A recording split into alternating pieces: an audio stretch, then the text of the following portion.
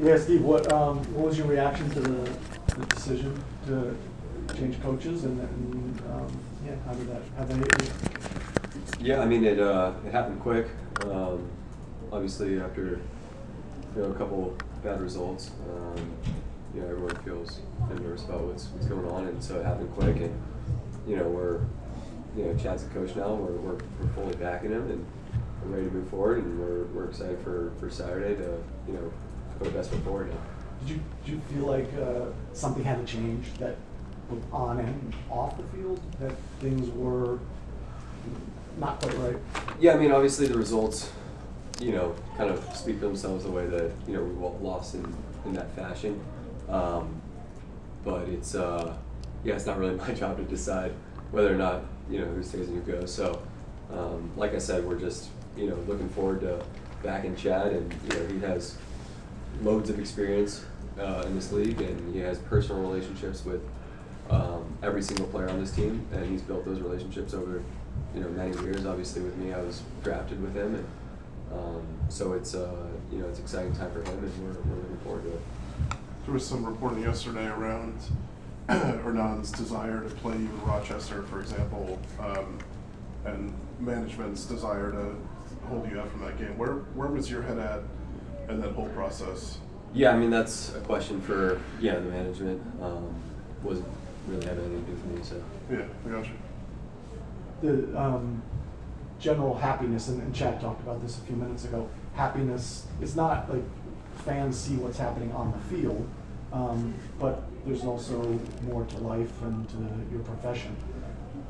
How important do you see that as having that whole vibe in the right place? Right, yeah, I mean, fans, they see 90 minutes of what we do, but we're in here, as a group every day for hours and hours. And I mean, I think we play a game of soccer. We started playing soccer to enjoy it, and that's a big message that's being said. We want to enjoy our time together, enjoy trainings, and we want to, I think we play our best when we're having fun. I know I do, and I think the guys, would all agree that. So it's always fun to win. I think winning cures a lot. So that's what we're looking to do on Saturday against New England.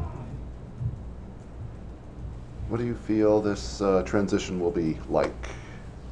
Yeah, I mean, obviously, I'm sure we're going to keep a lot of the same principles. There's going to be a blueprint of how to play, and obviously there'll be some tweaks here and there. But guys are just it's a fairly quick process. We haven't had a ton of time to kind of tweak things, so it's we're going into Saturday how we've gone into the last couple games. Any questions from you guys? We're good? No? Hey, no, you're good. Zach, you can go ahead and do online questions now. Thanks, Steve. We'll go to Dave Johnson first. Dave, go ahead, buddy. Steve, you talked about putting your best foot forward. Do you feel like you're close, or what's the best foot forward right now? Obviously, last Saturday, it could have been a whole different story. That's why soccer is sometimes. But what are your thoughts on that? Yeah, I mean, it's just about we touched on with golf about enjoying it and having a good time and making sure that we execute on certain things. Like we talked about set pieces. We've given up 3 set piece goals in the last 3 games, and that's essentially cost us the game. We obviously played a really good first half against Austin, and pretty bad second half against them. So it's about putting full performance together, 90 minutes, especially on Saturday, and just start one game at a time. We'll go back to Dave.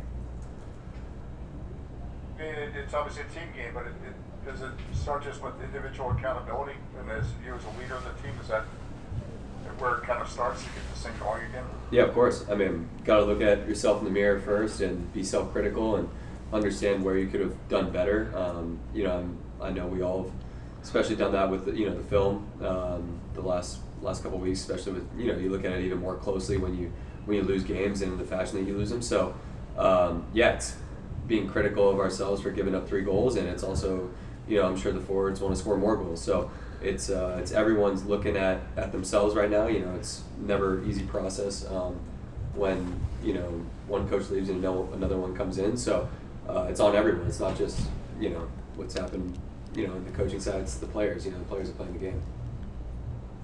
Go to Jeff Strauss. Speaking of playing the game, you guys won this Saturday against New England. They just snapped a 4-game losing streak. How do you guys go about doing the same this weekend? Yeah, they got a ton of quality. Obviously, the Supporter Shield's last year, Supporter Shield winner last year. So, you know, we know their tendencies, and it's about disrupting their flow on offense. But it's, you know, we're focused on us right now. Honestly, we're focused on, you know, our strengths and what we can do to score more goals than them. And obviously, it's on me as a, you know, leader in the back to keep them out. We'll go back to Jeff.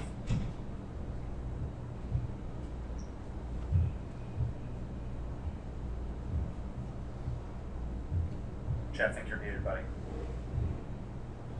Sorry about that. I know you said you guys are focused on you, but when a team like New England comes in with some of the firepower they have, what do you need to do to keep them off the board? Yeah, I mean, preventing Carlos Gil from obviously creating the game. I think he's kind of the engine that runs their team. I think it's, you know, pretty well known throughout the league that he's the one running the show, and if we can, you know, keep him off the spots and kind of disrupt that whole aspect of him, you know, feeling and creating the game, I think we'll be in a good spot. We'll take one more question. We'll go to Charlie Baum. Hey Steve, do you think that some of the I guess I would call them, I don't know, patterns or the practices that Hernan had, I'm thinking especially of the body fat stuff, at some point crossed a line into being too intrusive, and did that make things more difficult for you guys? No, I don't think so. I mean, it was just, you know, that was his style, and that was the way that it was run, and, you know, the team was bought in. It wasn't anything like that. So I think that it was, you know, like I said, just, you know, not no one's called with the management, and now it's just us moving forward with Chad and creating our own culture. And one more from Steve Goff. Steve, what was it like in the meeting this morning with Hernan saying goodbye to you guys at all? Yeah, I mean, he got to say goodbye to all of us, and you know, kind of, you know, do it face to face, which I think he wanted, which was you know, good, and so it was good. Everyone got to say their goodbyes. Then he got to kind of close his chapter of the book.